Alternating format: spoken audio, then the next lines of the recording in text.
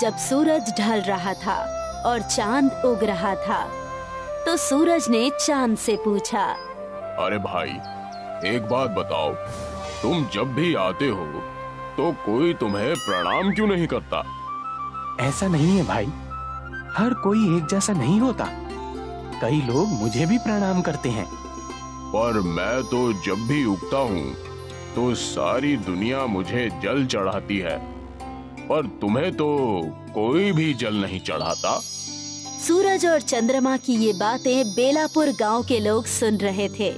तभी एक आदमी ने कहा, हम तो सिर्फ सूरज को ही भगवान मानते हैं, चांद हमारे लिए भगवान नहीं है। नहीं, ऐसी बात नहीं है, हमें चांद को भी भगवान मानना चाहिए। सूरज भगवान तो हमें रोशनी देते हैं, धूप देते हैं, चांद हमें क्या देता है? हर किसी का अलग अलग काम है। चंद्रमा भी हमें रात को रोशनी देता है। अरे पर उस रोशनी का हम क्या करेंगे? रात को तो हम सोए रहते हैं, हमें रात को रोशनी की जरूरत नहीं है। पर चांद का होना भी जरूरी है। हमें चांद की जरूरत नहीं है। अगर चांद नहीं भी होगा तो हमारी जिंदगी में कोई भी फर्क नहीं पड़ेगा। उसका होना और ना होना एक ही बराबर है। इस आदमी और औरत की बात चांद और सूरज दोनों सुन रहे थे। ये बातें सुनकर सूरज खुश हो गया और चंद्रमा थोड़ा उदास हो गया। सूरज ने चांद से कहा, देखा, बेलापुर के लोग भी मुझे भगवान मानते हैं और तुम्हें कुछ भी नहीं। ये लोग मेरी पूजा करते हैं। पर मैं भी तो इन्हें रोशनी देता हूँ। अगर मैं ना रहूं तो इन लोगों की जिंदगी अस्त व्यस्त हो जाएगी। कोई बात नहीं, वैसे भी इन लोगों को तुम्हारी जरूरत नहीं। अगर ऐसी बात है तो ठीक है, मैं अब से आऊंगा ही नहीं। चंद्रमा गुस्सा होकर वहाँ से चला जाता है। चंद्रमा के जाने के बाद बेलापुर में रात को अंधेरा छा जाता है। वैसे तो आसमान में कुछ तारे हैं, पर इनकी रोशनी बहुत कम है। अंधेरा इतना गहरा है कि किसी को कुछ भी दिखाई नहीं देता। अब खेतों में बुआई का वक्त आ चुका था, इसलिए किसानों को सुबह जल्दी उठकर बुआई के लिए जाना था, पर चांद के न होने से गहरा अंधेरा था। अरे उठ जाओ, आज खेत की बुवाई करनी है ना, जल्दी चलो, नहीं तो बाद में तेज धूप हो जाएगी और फिर गर्मी में काम नहीं हो पाएगा। हाँ, खेत की बुआई तो करनी है, पर अभी रात है, बाहर बहुत घना अंधेरा है। मुझे तो लगता है सुबह होने वाली है, हमें चलना चाहिए। वो सब तो ठीक है, पर बाहर कुछ दिख ही नहीं रहा, जाएंगे कैसे? ठीक है, सुबह होने पर ही जाते हैं। ये दोनों सुबह होने का इंतजार करने लगे।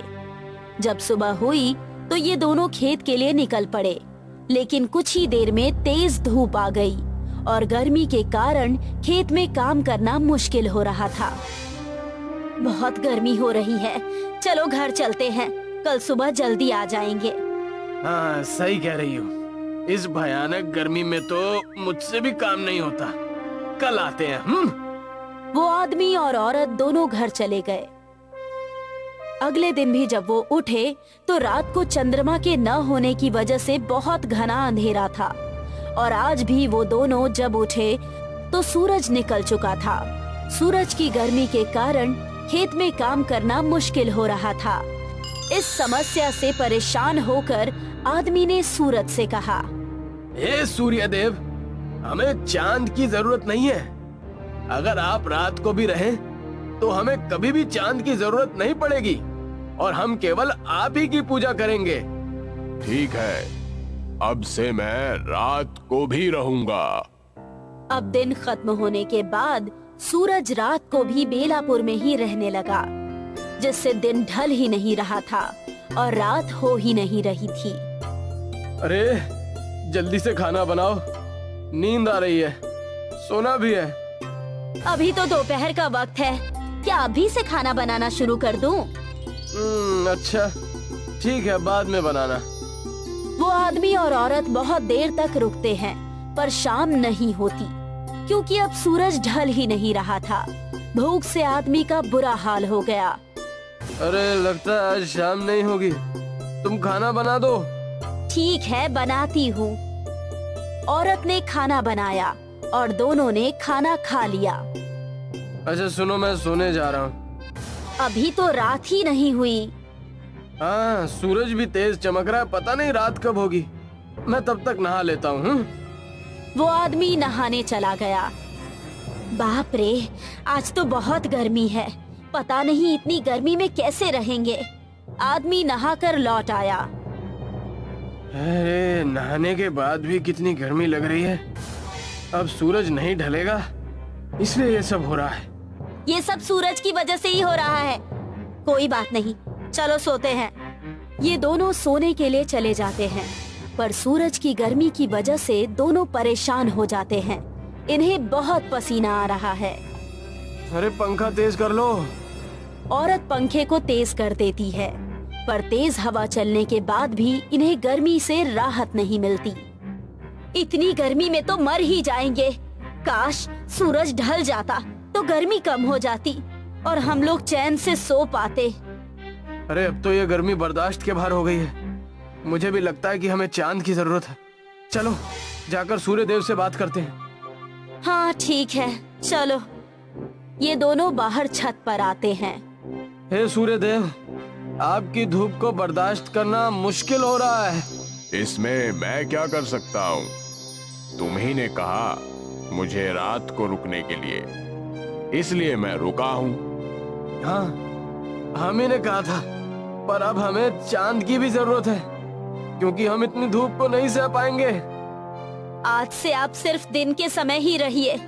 रात को चंद्रमा ही ठीक है। ठीक है, जैसी तुम्हारी मर्जी। अब से मैं रात को नहीं आऊंगा। अब औरत और आदमी चंद्रमा को पुकारने लगे। हे चंद्रदेव, मुझसे गलती हो गई, मुझे माफ कर दीजिए। हमें आपकी भी जरूरत है। हे चंद्रदेव, आप वापस आ जाइए। जिस तरह दिन में सूरज की जरूरत है, उसी तरह रात में चांद की भी जरूरत है। इन दोनों के बुलाने पर चंद्रमा वापस आ जाता है। चंद्रमा को देखकर ये दोनों बहुत खुश होते हैं और उन्हें प्रणाम करते हैं। हे चंद्रदेव, जिस तरह हम हमेशा सूरज को जल चढ़ाते हैं और उनका स्वागत करते हैं, उसी तरह आज से हम लोग आपका भी स्वागत करेंगे। ठीक है, अगर तुम्हें मेरी जरूरत है तो मैं तुम्हें रोशनी जरूर दूंगा। मुझे माफ कर दो भाई। मेरी तरह तुम भी इस दुनिया के लिए बहुत जरूरी हो। अगर मैं दिन में उगने वाला सूरज हूँ, तो तुम रात में उगने वाले सूरज हो। सूरज ढल गया और अंधेरा होने लगा। तब चांद ने चारों तरफ अपनी खूबसूरत रोशनी बिखेर दी। आदमी और औरत दोनों ने चांद को प्रणाम किया और उनका स्वागत किया और दोनों चैन की नींद सो गए। सीख, इस दुनिया में हर चीज का अपना महत्व है। हमें किसी भी चीज के महत्व को कम नहीं समझना।